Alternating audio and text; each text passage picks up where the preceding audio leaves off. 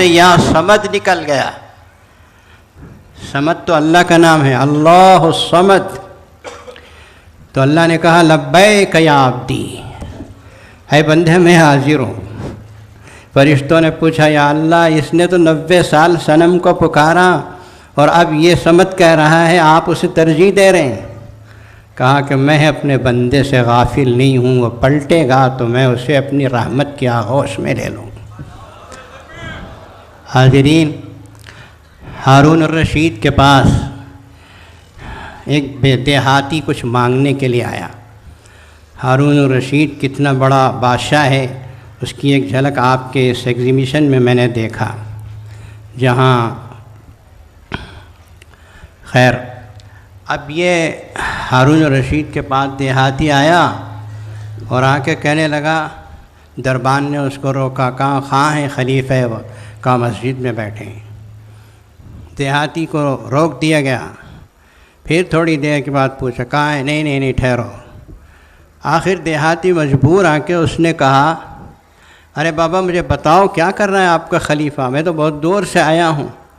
اس نے زبردستی کر کے مسجد میں جھانک لیا، دیکھا کہ ہارون الرشید ہاتھ پھیلائے اللہ کے حضور رو رہے ہیں۔ دربان سے پوچھا یہ کیا کر رہے ہیں خلیفہ؟ کہا اللہ سے مانگ رہے ہیں۔ دیہاتی بڑا سمجھدار تھا، اس نے کہا یہ خود جب اللہ سے مانگ رہا تو میں اس سے کیوں مانگوں، میں بھی اللہ سے مانگ لوں گا۔ حاضرین، یہ رجوع اللہ کا عنوان بہت عجیب، بہت پیارا عنوان ہے۔ میں آپ حضرات کو دعوت دیتا ہوں کہ اسے آپ پلے باندھ کے جائیے۔ جب کبھی کوئی تکلیف آتی ہے، کبھی کوئی پریشانی آتی ہے، تو آپ کوشش کیجئے فوراً سے پیشتر اللہ کی طرف متوجہ ہو کر وضو کر کے 2 رکعت نماز نفل پڑھیے اور اپنی تکلیف کو اللہ کے سامنے بیان کیجیے۔ ہاں، ہمارے آقا صلی اللہ علیہ وسلم چپل کا تسمہ ٹوٹتا تھا تو پہلے اللہ سے مانگتے تھے، پھر اسباب اختیار کرتے۔ قبل اس کے کہ مجھے وقت ختم ہو گیا کہ پروانہ اجل آ جائے، میں آپ حضرات کو قرآن مجید کی ایک آیت تحفے میں دینا چاہتا ہوں آج کے اس موقع پر۔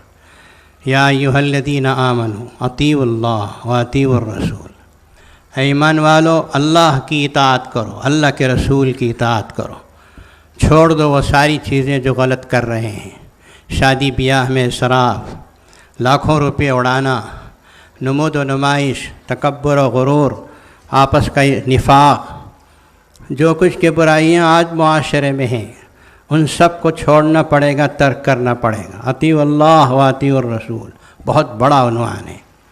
پھر آگے اللہ تعالیٰ نے فرمایا وَلَا تَنَازَعُوا فَتَفْشَلُوا، آپس میں جھگڑے مت کرو، تم بزدل ہو جاؤ گے، وَتَذْهَبَ رِيحُكُمْ، اور تمہاری ہوا اکھڑ جائے گی۔ آج یہی ہو رہا ہے۔ وَاصْبِرُوا، ان احکامات پر عمل کرنے میں اگر کوئی پریشانی پیش آتی ہے تو اللہ کے لیے صبر کرو، ان اللہ مع الصابرین، بے شک اللہ تعالیٰ کی معیت ہے ان لوگوں کے لیے جو اللہ کے لیے صبر